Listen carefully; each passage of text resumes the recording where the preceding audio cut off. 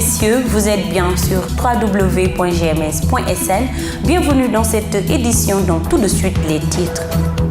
Un seul titre à cette édition, la levée du blocus des frontières entre le Sénégal et la Gambie. Nous en reparlons dans ce journal. Si transporteurs et autres usagers sont tous d'accord qu'ils ignorent le contenu des négociations ayant abouti à la réouverture des frontières, certains ont commencé à réutiliser la transgambienne au moment où des camionneurs retrouvent beaucoup plus pertinent la voie de contournement via Tambacounda. Cette édition sera clôturée par la page internationale suivie de la revue des titres.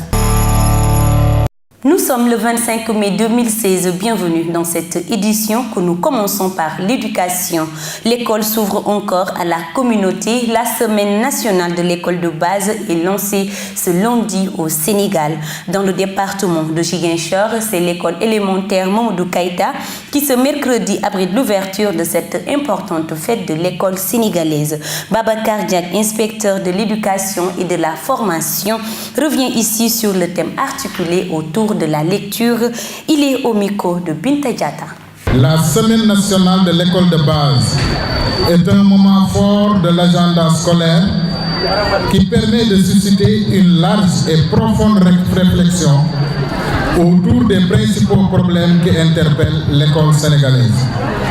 De ce fait, l'événement constitue un moment important de partage et d'échange, de mobilisation des communautés dans la perspective du développement de partenariats en faveur de l'éducation. Cette année, à travers le thème retenu, la communauté et les partenaires se mobilisent aux côtés de l'école pour l'amélioration des performances scolaires en lecture.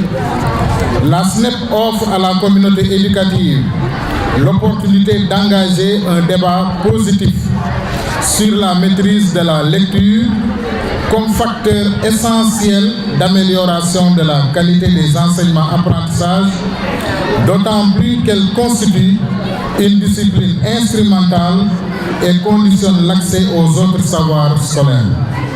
Cependant, il est aujourd'hui indéniable que les seuils de maîtrise minimale en lecture sont encore faibles, ce qui ne manque pas de constituer une véritable entrave à l'assimilation des différents apprentissages par les élèves. Par exemple, les résultats du dernier test national organisé en juin 2015 par l'INEAD au CI ont révélé que le score moyen national en lecture est de 39,79 points sur 100, ce qui est très en deçà de la moyenne des 50 points sur 100 qui correspond au seuil de maîtrise minimale. 24 heures après la levée officielle du blocus de la frontière entre le Sénégal et la Gambie, chauffeurs et autres usagers de la route apprécient différemment la mesure.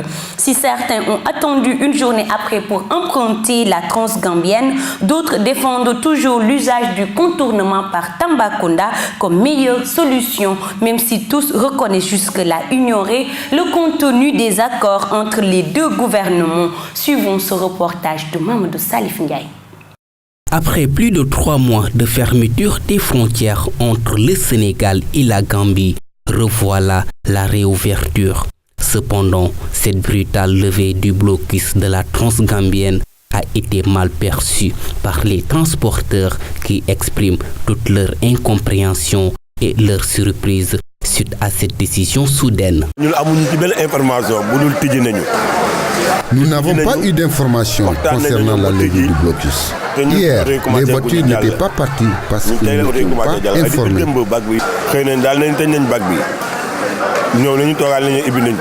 Même son de cloche du côté des camionneurs, ne connaissant pas les tenants et les aboutissants de cette levée du blocus, ils préfèrent continuer à emprunter la voie de contournement. La traversée par la Gambie peut te prendre 4 jours ou plus. Pour les camionneurs, il est préférable de passer par Tamba. Quant aux autorités sénégalaises, elles ne se sont pas encore prononcées sur la tenue des négociations qu'elles auraient eues lundi avec la partie gambienne. Parlons culture à présent. La société du 21e siècle a ses propres codes et styles, autant dans la manière de s'habiller que de s'exprimer. Avec Massayer Paye, docteur en lettres, le groupe Média du Sud s'intéresse à la culture urbaine à travers les codes langagiers. Propos recueillis par Mathilde Ramabalde. Le meilleur moyen que j'ai trouvé pour mieux comprendre ces nouveaux codes langagiers, c'est de développer une forme de système d'analyse qui utilise les méthodologies développées par Michel Foucault, c'est-à-dire de systématiser ces formes langagières et ne pas seulement étudier les formes langagières. Ça veut dire quoi? C'est de montrer que ce nouveau langage urbain correspond à ce qu'on appelle en sociologie, la sociologie du spectacle, et correspond à ce que j'ai appelé la société du bégué. Ça veut dire que ça, le mot bégué par exemple, c'est un mot qui caractérise la société sénégalaise moderne parce que c'est une manière de penser, une manière d'être et une manière d'agir. Je pense que pour moi, en tant qu'enseignant et en tant que chercheur, ce n'est pas un langage qui est choquant, parce que c'est le langage vrai, le langage de la vie de tous les jours, le langage qu'utilise tout le monde. Je pense que c'est ça la langue. Il faut faire de telle sorte que nos manières de communiquer puissent correspondre à nos vécus historique, à notre vécu culturel et à notre vécu économique. Je vous donne par exemple un exemple. Avant, par exemple, quand on parlait par exemple des homosexuels, on n'avait pas un terme pour pouvoir les définir. Les gens disaient, par exemple à Wolof, qui góor jigéen la. Mais si vous regardez les jeunes, ils ont pu développer un nouveau code langagier pour parler des homosexuels en utilisant la notion de deux puces. Par exemple, quand les jeunes disent que qui n'est tout deux puces le, ça veut dire que c'est quelqu'un qui peut être considéré comme étant un homosexuel. Nous prenons l'envol pour l'actualité internationale. L'Eurogroupe s'est mis d'accord pour adopter des mesures progressives visant à alléger la dette de la Grèce, répondant ainsi à une demande formulée de longue date par Athènes. Les ministres des Finances de la zone euro ont aussi trouvé un accord pour débourser une nouvelle tranche de prêt de 10,3 milliards d'euros. C'est une très bonne nouvelle, a annoncé Jeroen Dijsselbloem, le président de l'Eurogroupe.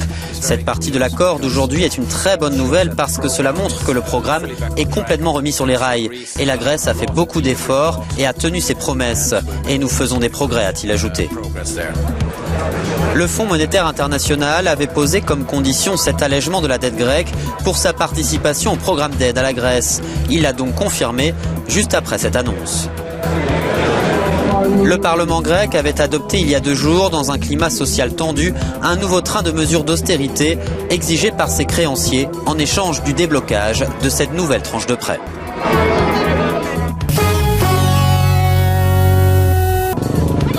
La non-scolarisation des enfants réfugiés a mobilisé l'attention des organisations non gouvernementales au cours du premier sommet humanitaire mondial qui s'est achevé mardi à Istanbul en Turquie. Les ONG rappellent que faute d'éducation, les enfants paient le plus lourd tribut de la crise humanitaire que connaissent actuellement de nombreuses régions dans le monde. La moitié de ceux qui fuient les bombardements, qui fuient leur maison, sont des enfants. Donc sur les 60 millions de réfugiés et de déplacés, 30 millions sont des enfants. Et les enfants sont particulièrement vulnérables dans les zones de conflit. S'ils sont trop jeunes, ils sont incapables de s'occuper d'eux-mêmes. Ils courent le risque de subir des abus sexuels, d'être enrôlés dans les groupes armés. Et nous le voyons beaucoup dans les conflits en Syrie ou en République centrafricaine.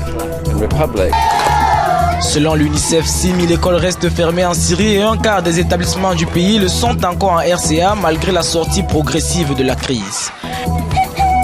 L'envoyé spécial de l'ONU Gordon Brown a lancé lundi un fonds de crise destiné à lever 3,8 milliards de dollars afin d'aider les enfants déscolarisés à travers le monde. La revue des titres porte la signature de Moussou Djedjou. Bonjour à tous et merci de nous rester fidèles pour la revue des titres de ce mercredi 25 mai 2016. Sud Quotidien titre à sa une, rapport d'activité de l'OFNAC 2014-2015, corruption émergente. Coude, mairie de Sébikotane, centre des services fiscaux de Dakar Liberté, poste finance épinglé. Foncier, école, transport, sécurité publique et santé, domaine de prédilection de la corruption. Nafingom Keïta traque Alioune Sall et fouine chez Lamine Diack. Impôt sur les salaires des députés, Sonko persiste et signe. Levée précipitée du blocus aux frontières Sénégal-Gambie, Djamé s'offre l'anacar Casamance. À la une du Populaire, rapport 2014-2015 de l'Office national anticorruption, les premières victimes de Nafingom. Des établissements scolaires et des élèves, le COUD, les services fiscaux de Dakar Liberté, Poste Finance, la commune de Sébikotane, PNA. 300 plaintes et dénonciations dénombrées, 55 enquêtes ouvertes. Alioune Sall, affaire Petrotim, et la Mendiak lave dans le viseur de l'OFNAC. Le COUD remet en cause l'enquête de l'OFNAC. Serigne Sidi Maktar Mbaké s'invite dans la crise scolaire. Le Khalif instruit les enseignants d'arrêter la grève. Réouverture de la Transgambienne hier, la levée du blocus divise les transporteurs. Dara, saisie de 2,5 tonnes d'aliments périmés. Maître El Hadj Diouf, député et leader du PTP, Macky doit dissoudre l'Assemblée. Stade, le quotidien du sport titre à sa une, Cheikhou Kouyaté, capitaine des Lions, une guerre nous attend au Burundi. Euro 2016, Varane jette l'éponge. Énorme coup dur pour la France.